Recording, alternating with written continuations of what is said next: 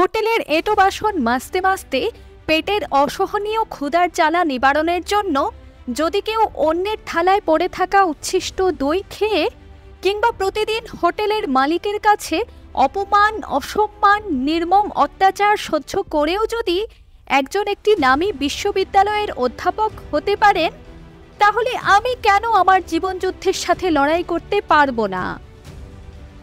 আমি কেন পরিস্থিতি থেকে পালিয়ে যাওয়াটাকেই একমাত্র সমাধান ভাবব? এই প্রশ্নটা প্রতিদিন নিজেকে একবার অন্তত করুন। হ্যাঁ, আজ আমি এমনই একজন মানুষের কথা বলবো যার গল্প শুনলে আপনাদের গায়ে রীতিমতো কাঁটা দেবে। তার নাম শিবরাজ সিং বেচেন।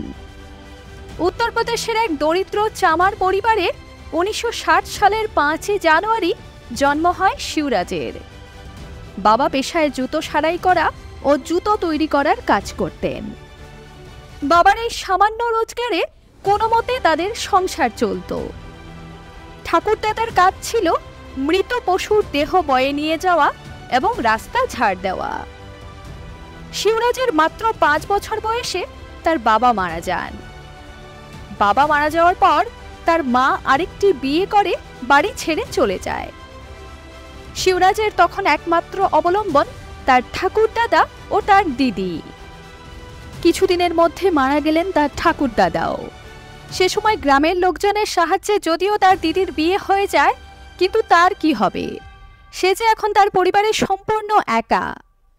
গ্রামের এক দুষ্ট লোক ঠিক সেই সুযোগটাই কাজে লাগায় এবং শিবরাজকে বিক্রি করে দেয় এক ধনী ব্যবসায়ীর কাছে। তারপর শিবরাজের পরিচয় হয় অন্যের কেনা গোলাম, অর্থাৎ চাকর। এবারে শিবরাজের ঠিকানা হলো একটা হোটেল।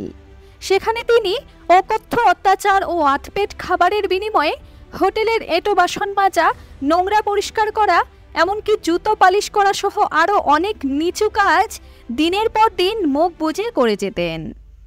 একবার হোটেলের এঁটো থালা মাজতে মাজতে শিবরাজ পেটের অসহনীয় ক্ষুধার জ্বালা নিবারণের জন্য একটা থালায় পড়ে থাকা উচ্ছিষ্ট দই চেটে খেয়ে ফেলেন এবং তখন সেই ব্যাপারটি জানতে পেরে যায় তার মালিক।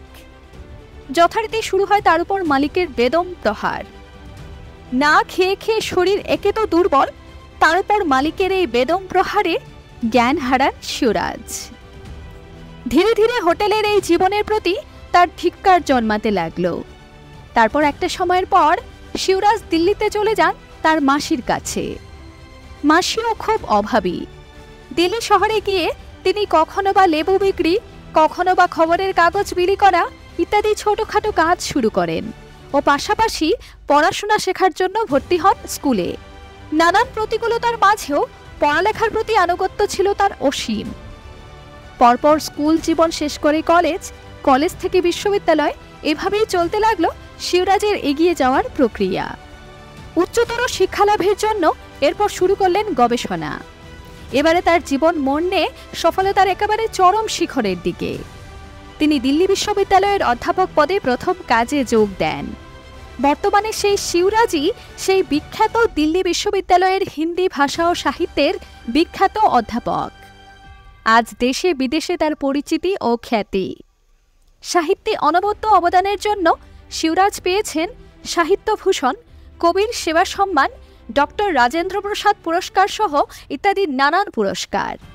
বন্ধুরা, গল্পটি আমাদের এটাই নীতিশিক্ষা দেয় যে আমরা যারা খুব সহজেই পরিস্থিতির কাছে হার মেনে যাই, কেঁদে আকুল হয়ে জীবন ভাসাই, তাদের জীবনে একবার হলেও এমন একটি শিবরাজের গল্প শোনা অবশ্যই দরকার।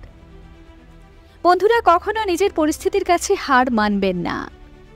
পরিস্থিতি যতই প্রতিকূল হোক না কেন, নিজের ইচ্ছা শক্তি যদি প্রবল হয়, তাহলে আপনাকে দমিয়ে রাখার দম স্বয়ং ঈশ্বরেরও নেই। মানুষ তো অনেক দূর কি বাত। হার না মানা শিবরাজের এই গল্পটি যদি আপনাকে মোটিভেট করে থাকে, তাহলে অবশ্যই সেটা অন্যের সাথে শেয়ার করুন। আর এমন আরও ভিডিও পেতে অন্তহীন মোটিভেশন ইউটিউব চ্যানেলটিকে সাবস্ক্রাইব করতে অবশ্যই ভুলবেন না। ধন্যবাদ।